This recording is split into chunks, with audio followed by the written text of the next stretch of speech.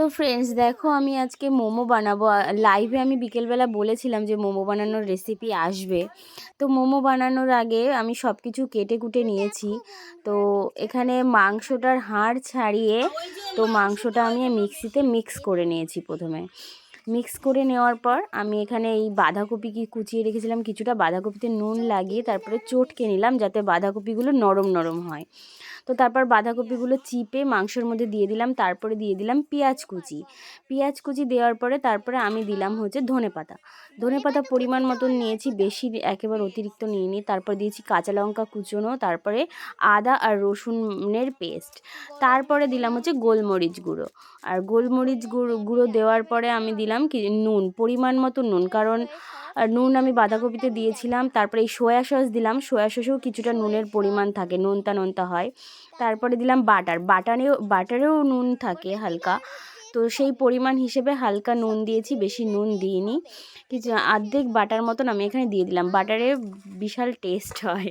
তো সব কিছু মিশিয়ে তারপরে আমি মাংসটাকে চটকে নিলাম, চটকে নিয়ে তারপরে এটা আমার পুরের জন্য রেডি হয়ে গেল। এবার আমি বানাবো হচ্ছে মোমোর ওপরের বাইরের ওই ময়দার অংশটা।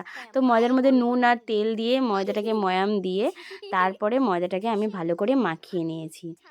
মাখিয়ে নেওয়ার পরে তারপরে এটা হচ্ছে আমার মোমো মেকার হচ্ছে আমার নেই, যার কারণে গাবলাটার মধ্যে জল দিয়েছি, তার উপর একটা ফুটো থালাটার উপরে তেল মাখিয়ে নিতে হয়। তো ফুটো থালাটা দিয়ে চাপা দিয়ে দিলাম, এটার উপরে মোমো থাকবে আর মোমোর উপরে আমি একটা ঢাকনা দিয়ে দেবো, এই থালাটার উপরে একটা ঢাকনা দিয়ে দেবো। দেখো এটা আমার হাত থেকে পড়ে গেছে ঝাড়তে গিয়ে। এরকম ছোট্ট একটা লুচির মতন করে নেবো পাতলা করে, তার মধ্যেই পুরটা আমি দিয়ে দেবো। পুরটা দিয়ে সিঙ্গারার মতন আমি এটাকে মুড়বো। আমি ঠিকঠাক শেপ দিতে পারি না। দেওয়ার পর দেখো সাইড দিয়ে একটু জল দিয়ে নেব হালকা করে আঙুল দিয়ে।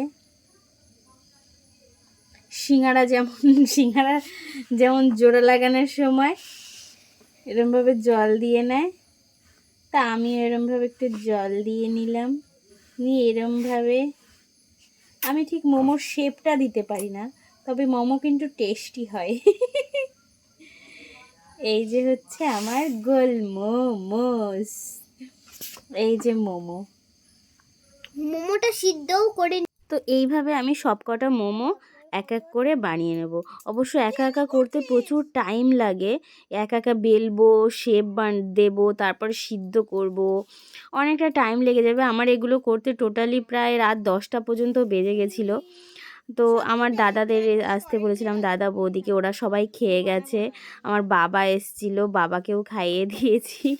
তো সবাইকে নেমন্তন্ন করেছিলাম আজকে মোমো খাওয়ার নেমন্তন্ন। তো যাই হোক, এইভাবে আমি পুরো সব কটা মোমো করে নিলাম, করে নিয়ে তারপরে আমি এগুলোকে সব এক এক করে সিদ্ধ বসিয়ে দিলাম।